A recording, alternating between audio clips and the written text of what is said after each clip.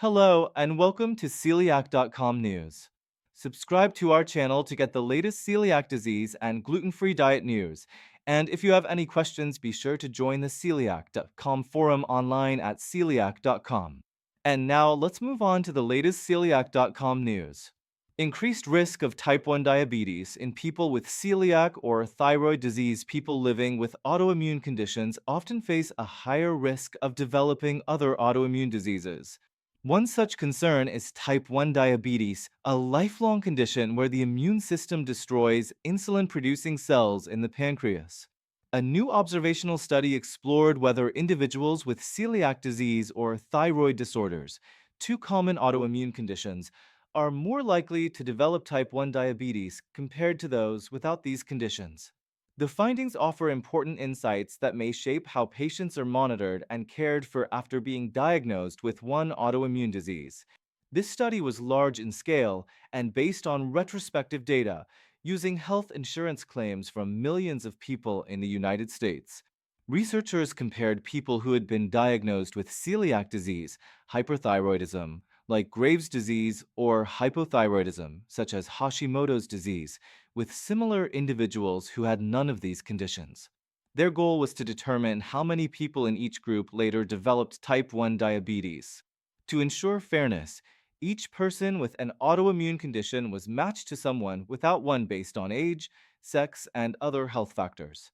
This helped minimize bias and made the results more trustworthy. Participants were followed for a minimum of 1 month and in many cases for several years, with most being tracked for about 2 years. During this time, the researchers looked for new diagnoses of type 1 diabetes.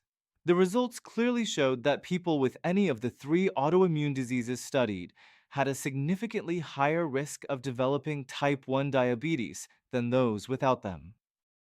For individuals with celiac disease, 0.14% developed type 1 diabetes, compared to just 0.06% of the matched controls, more than double the risk. For those with hyperthyroidism, the rate was 0.17% versus 0.06% for controls, nearly tripling the risk. People with hypothyroidism had a 0.18% incidence of developing type 1 diabetes, compared to 0.08% in the control group, also more than doubling the risk. The risk was especially high among children and teenagers under the age of 18. In this age group, young people with hyperthyroidism had more than 8 times the risk of developing type 1 diabetes compared to peers without the condition. Those with hypothyroidism had over 3 times the risk, and those with celiac disease had about triple the risk. Not only were these individuals more likely to develop type 1 diabetes, but they also developed it faster. For example, people newly diagnosed with celiac disease developed diabetes in just over a year on average. This fast progression is especially concerning because type 1 diabetes can appear suddenly and lead to severe complications, such as diabetic ketoacidosis if not caught early. To make sure these findings were reliable, the researchers added extra layers of analysis.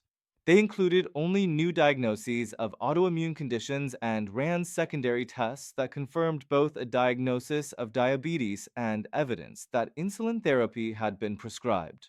These additional methods confirmed the results and showed the pattern held true across all age groups, even for people without a family history of type 1 diabetes.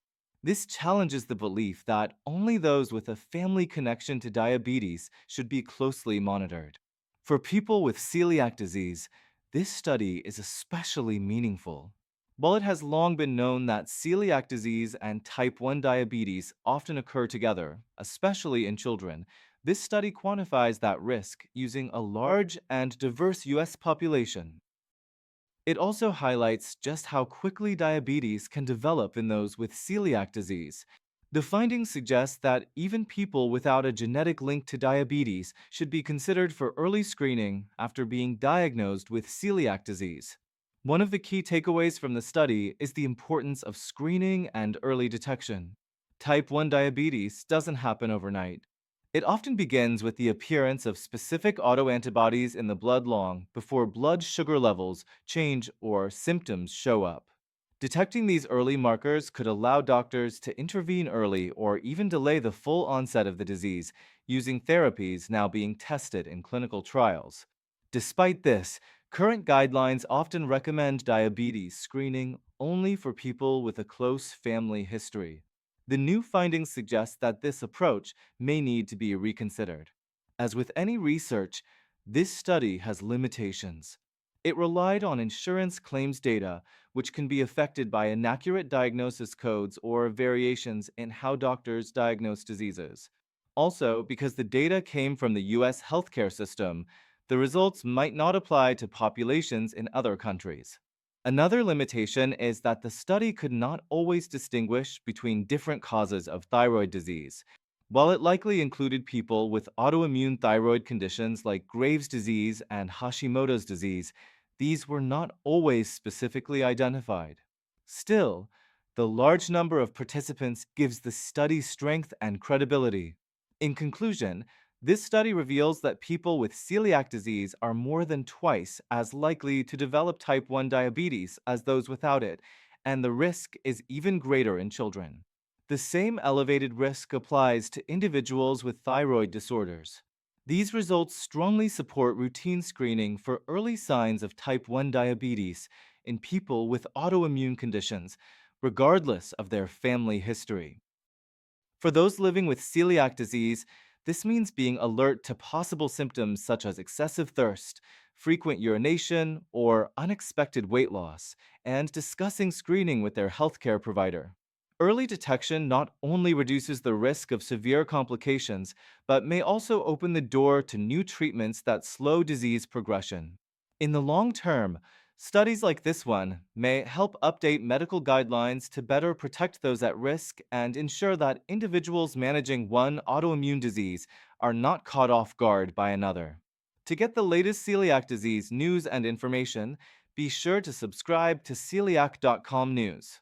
Thank you for tuning in and see you next time.